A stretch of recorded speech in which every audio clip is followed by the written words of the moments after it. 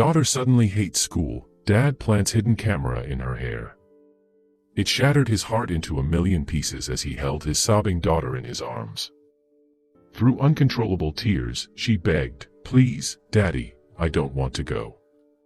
What made the situation all the more unbearable was that she wouldn't tell him why. This had to stop. He had to find out why this was happening every single day. The first day of kindergarten had been very emotional for the entire Valero family, but their daughter hopped on the bus with a huge smile and returned home with plenty of enthusiastic stories. A creative streak bloomed and every day was a new adventure. But when they transferred her to Spring Hill, things changed. What started as a bright, beaming grin quickly turned into long stretches of silence and one-word answers or shrugs when they asked how her day went. Tomas and his wife exchanged worried looks over dinner. Adjusting to a new school could be difficult, but if she wouldn't talk, how they couldn't help her. Maybe it was a bully. Perhaps the teaching methods were different and she was struggling. Tomas picked up the phone and called the school. He couldn't wait any longer. However, when he finally got answers, something didn't add up. Every part of him still felt something was very off. What was the school's reason? They said that their little girl was having trouble adjusting to her teacher, Mrs. Duncan. The woman had a fairly powerful voice so it could carry over the whole classroom of chatting children. It would sometimes surprise the kids, but they would get used to it. According to them, she just needed time. Both parents weren't buying it. Tomas watched as his daughter degraded into a shell of a girl, beaten down and hating her days. It got so bad that she started to ask to skip school. Then the asking became begging, which turned into tear-filled meltdowns. Tomas held his daughter in his big arms and tried to hold back his own tears. This had to stop. But what could he do? The school principal wasn't helping at all, and any request to watch the woman would only result in the teacher being on whatever best behavior would placate them. No, he needed to take direct action. He picked up the phone and called the police station. He wouldn't give them the details just yet, but he got enough answers to know if he could move forward with his plan. The next day, as they were getting their daughter ready, he pulled out a small recording device and secretly hid it in her hair under a big white bow. They were going to hear exactly what went on with Mrs. Duncan. What they didn't do was tell their daughter. The last thing they wanted was more stress piled on the girl's already heavy day. Tomas waited impatiently for 3 p.m. to come so he could get answers. As soon as she walked through the door, his wife gave her a huge hug and he removed the device and plugged it in. What he heard made him stick to his stomach. The teacher wasn't just allowed, she was a bully. She screamed most of the time and regularly belittled the students.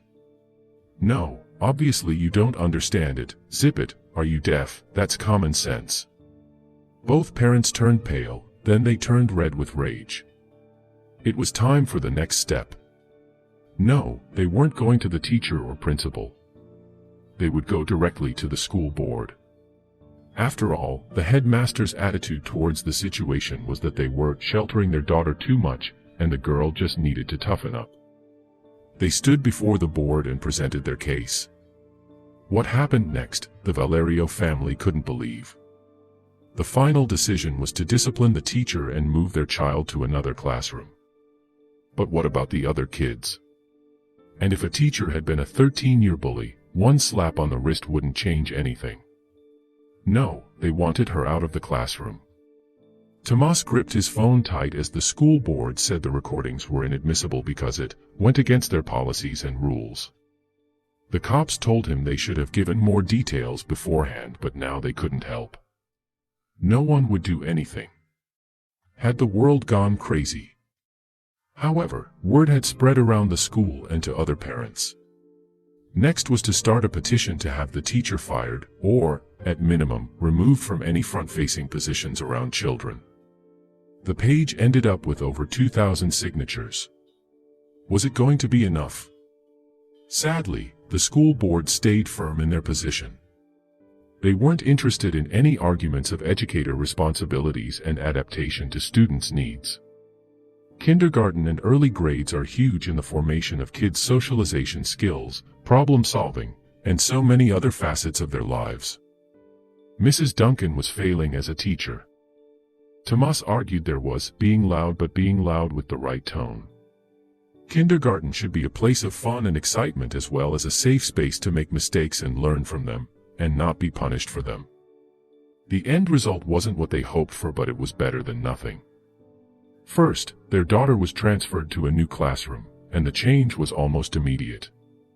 The bright smile returned and Tomas could finally breathe easily again. The creative streak returned and dinner conversations were full of joy. As for Mrs. Duncan, she gave every manner of excuse, including that she was from New York and had always done things that way when she taught there, including word choices of "Are you deaf?" which the administration did say they were not happy with. Her reprimand wasn't much either.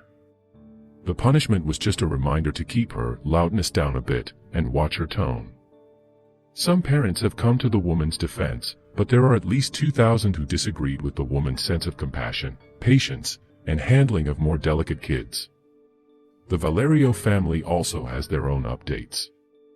Tomas looks at the ordeal as something that has made their family stronger. Their children know their parents will always be there for them and fight for them. They've also found better ways to communicate about what's happening at school. Their daughter is now happy, and that's all they want.